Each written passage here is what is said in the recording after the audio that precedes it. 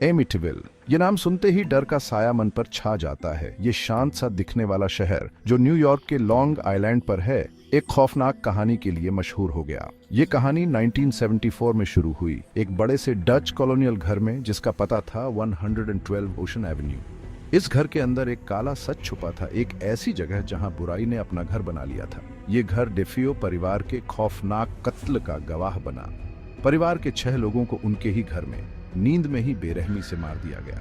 कातिल उनका ही बड़ा बेटा रोनाल्ड डेफियो जूनियर। इस खौफनाक वारदात ने पूरे शहर को हिलाकर रख दिया। एमिटिविल, जो अपनी शांति के लिए जाना जाता था, अब डर और शक के साए में डूब गया। डेफियो हत्याकांड सिर्फ एक पारिवारिक त्रासदी नहीं थी, ये इस बात का सबूत थी कि कितनी आसानी से अंधेरा सबसे आम जगहों पर भी छिपा हो सकता है।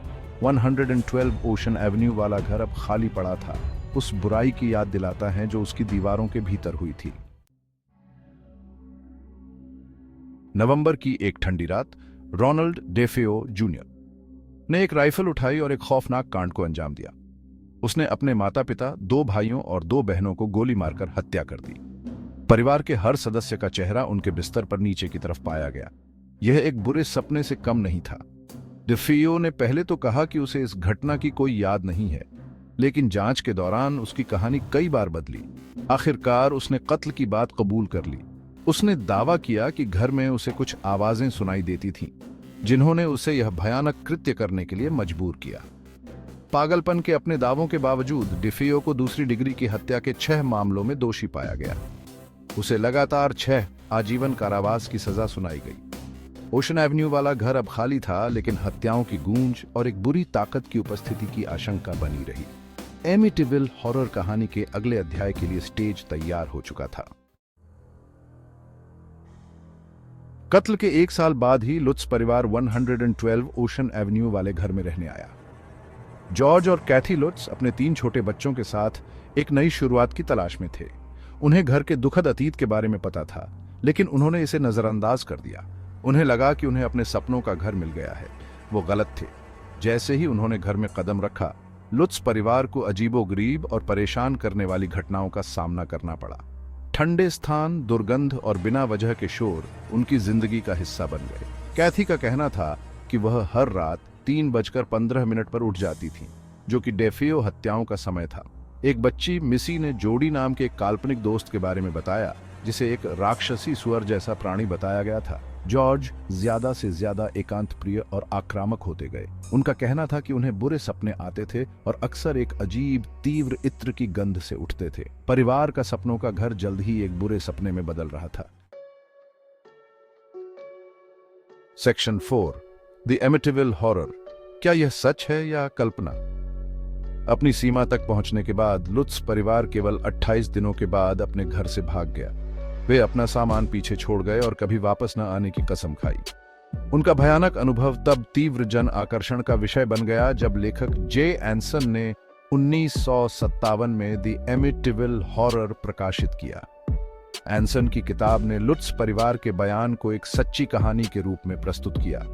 इसमें उनके अनुभवों को रोमांचक विवरण के साथ विस्तार से बताया गया है, जिसमें उन असाधारण घटनाओं का वर्णन किया गया है जिनका उन्होंने सामना किया था।